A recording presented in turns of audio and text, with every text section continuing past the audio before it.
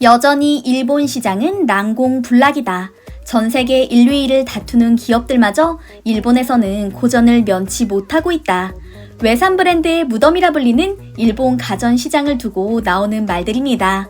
과거 전자제품의 왕국이라 불렸던 일본 기업들의 강세 때문일까요?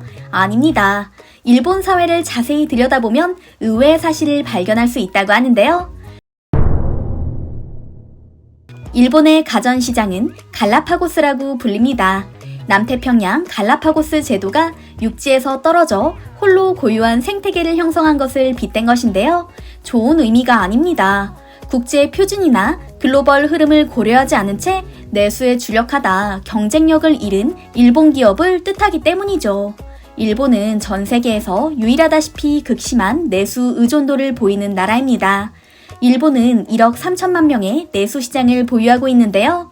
일본 기업 대부분이 수출이 아닌 내수 특화 제품의 매출을 의존하고 있죠.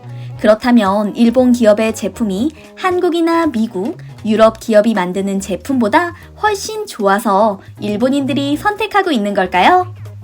한 일본 방송에서 거리를 지나가던 일본인들에게 물었습니다. 회사와 브랜드명을 가린 채 제품 스펙과 가격만 보여주며 어떤 냉장고를 선택하겠느냐 물었는데요. 재미있는 결과가 나왔습니다. 브랜드명을 가린 채 선택하라고 한 결과와 브랜드명 노출 후 결과가 사뭇 달랐기 때문인데요. 제품 스펙과 가격만 놓고 봤을 때는 같은 가격에 용량이 크고 디자인이 예쁘며 새로운 기능이 많은 한국 제품을 선택했던 일본인들이 한국 기업이라는 걸 알고 나서 바로 선택을 철회했기 때문이죠. 그 이유를 묻자 이렇게 답했습니다. 한국 가전제품은 일본 가정집에 놓을 수 없어요. 일단 한국 기업 제품의 성능을 믿을 수가 없고 전기세도 너무 많이 나온다고 들었거든요. 냉장고가 클 필요가 뭐가 있나요? 그때그때 신선한 채소나 고기를 사서 요리하는 게 좋지. 큰 용량 냉장고가 좋다고 말하는 사람들은 게으른 사람들의 핑계일 뿐입니다. 일본 기업 제품이 최고라고 생각해요. 한국은 번지르르한 스펙만 늘어놓지 실제로 사용해보면 별로일 것 같아요. 한국 기업이라는 걸 알고 나서 태도를 바꾸는 일본인들의 반응이 황당하다는 생각이 듭니다. 그들만의 리그를 형성한 고립된 일본의 모습을 잘 보여주는 사례라는 생각이 드는데요. 재미있는 것은 소득 수준에 따라 주거 형태에 따라 이런 선호도가 극명하게 나뉜다는 점입니다. 우선 일본의 평범한 주택의 가전제품을 들여다보겠습니다. 일본 가정집에서 주로 사용되는 냉장고는 500리터 이하의 한국으로 치면 중소형 냉장고입니다. 세탁기도 마찬가지입니다. 평균 6kg의 용량을 많이 사용하는데요. 건조기나 식기세척기와 같은 다른 가전은 집이 너무 좁아 놓지도 못합니다. 즉, 최소 크기의 가전만 겨우 놓고 사는 것이죠. 토종 한국인인 저로서는 저런 용량의 가전은 1인 가구에 적합하지 않나 싶을 정도로 작게 느껴지는데요. 실제로 일본에서 900리터급의 냉장고는 일반 가정집에서는 좀처럼 보기 힘듭니다. 그나마 볼 수 있는 곳은 고급 맨션 정도죠. 여기서 흥미로운 부분이 있습니다. 일본의 고소득층, 그러니까 고급 맨션에 사는 이들은 평범한 일본인들과 달리 한국 가전을 선호하기 때문인데요. 일본의 한 유명 연예인은 집을 공개하는 TV 프로그램에 출연했다가 문매를 맞은 적이 있습니다. 60평에 달하는 그의 집안 곳곳에 놓인 가전이 전부 한국 제품이었기 때문이죠. 네티즌 중에는 일본인의 사랑을 받는 연예인이 한국 가전제품으로 도배를 해놓고 살다니 괘씸해 와 같은 평을 하는 사람도 있었고, 저런 집에 산다면 솔직히 나도 예쁜 한국 가전을 쓸 거야. 일본 가전은 작고 볼품없어서 인테리어를 망치거든. 일본 기업이 이걸 보고 반성했으면 좋겠어. 겉으로 드러내지 않아서 그렇지 일본의 고소득층은 대부분 한국 가전제품을 쓸걸? 검소한 걸 중요시하는 일본 문화 특성상 대놓고 말하지 않을 뿐이지 넓고 좋은 집에서 사는 걸 싫어하는 사람이 어디 있겠어.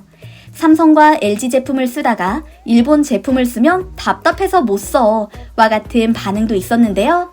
길거리 설문조사에서 한국 제품은 믿을 수 없다며 말도 안 되는 합리화를 하던 일본인들의 모습과 사뭇 다릅니다. 어떤 게 진짜일지 궁금해지는데요. 일본인들이 서로 눈치를 보며 한국 기업 제품을 몰래 사고 있다는 증거는 일본 시장 점유율을 조용히 높여가고 있는 한국 기업들의 성장세에서도 찾을 수 있습니다. 인상적인 것은 일본에서 잘 팔리는 제품이 중저가 제품군이 아니라는 점입니다. LG의 경우 가격대가 비싼 시그니처 브랜드 제품을 중심으로 팔리고 있으며 삼성 또한 프리미엄급 제품이 일본에서 주로 팔리고 있는데요. 일반 서민들이 한국 제품을 쉽사리 구입할 수 없는 데는 일본의 기이한 전압과 주파수 문제도 있습니다. 한국은 세계적 추세에 맞춰 전압 220V에 주파수 60Hz를 공통으로 쓰고 있습니다. 그러나 일본은 100V를 사용하고 지역에 따라 주파수도 양분돼 있죠. 동일본은 50Hz, 서일본은 60Hz를 사용하는데요. 각각 전력회사가 다르기 때문입니다.